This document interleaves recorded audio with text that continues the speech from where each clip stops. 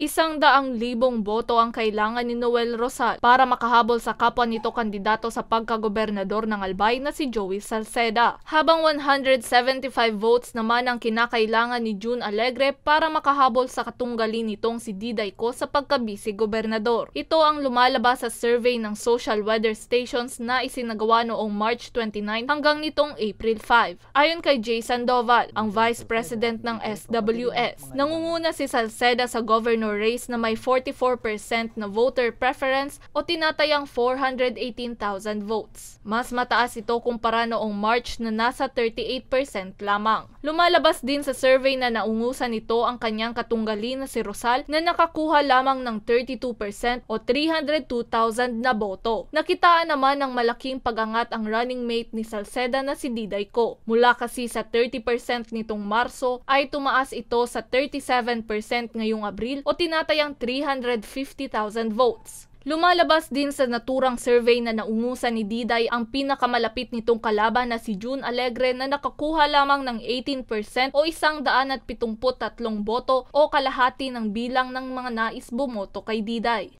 Na siyempre yung survey na ito ng SWS, hindi magaganap or mangyayari ito or maisa sa katuparan kung walang kooperasyon ng aming mga respondents, di ba? So nagpapasalamat kami dun sa mga respondents sa mga survey na ito, sa mga taga-Albay na pinapasok ang aming mga interviewers noong kumatok sila para mag-survey.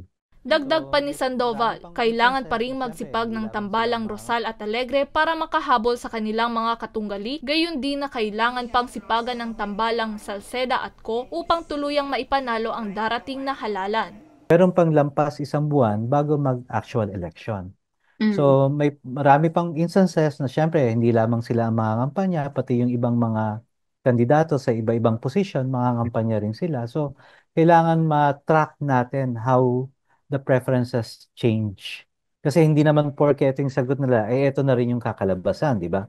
Depende na rin kung ano yung kalakaran ng kampanya nila, yung kampanya nung katunggali nila sa ibang posisyon.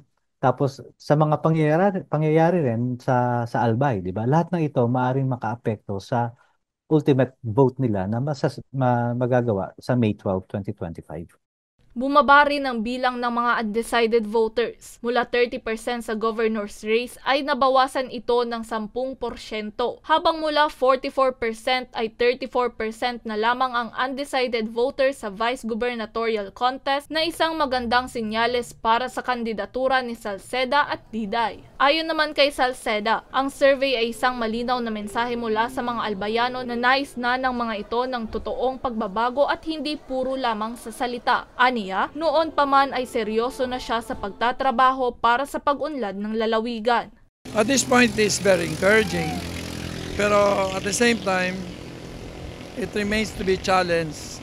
Kasi ang importante po dyan, ang kampanya, pati ang election, it runs both ways. First, it is a learning experience na matutunan mo kung anong pangailangan at aspiration ng mga tao. Pangalawa, it is also a teaching mission. Ibig sabihin, ini-introduce mo sa tao ang mga bagong creative solutions sa mga problema nila. So ibig sabihin, pag binangga mo yung dalawa, 44% in my case, 45% in my case, believe that my solutions are responding to their problems. Lubos naman na nagpapasalamat si Diday Co sa mga albayano na nagtitiwala at nagsusuporta sa kanila ni Salceda. Aniya, hindi pa man siya lubos na kilala ng mga albayano pero ang resulta ng survey ay nagpapakita na niyayakap din siya ng kanyang mga kababayan. Sa results kang survey, tigpapahiling po talaga na pig-embrace man po ni Dako as in Albay is now ready for a global Albay and willing to accept progress. Kaya nagpapasalamat ako sa suporta kang mga albayano. And ibig sabihin responsive ang mga tao sa messaging ni Governor Joey Sarte Salceda. Kaya angat ang lahat sa Global Albay. It's very ambitious and it's inclusive. Samantala, bago pa man ang araw ng eleksyon, ang Global Albay Alliance nila Representative Joey at Diday ay may mga sinimulan ng proyekto tulad ng kuryente sa Albay at ang pagsulong sa completion ng BRHMC na idinesenyo upang magbigay ng world-class na medical services. Para sa mga balitang tatak, Bicol, May Insinares.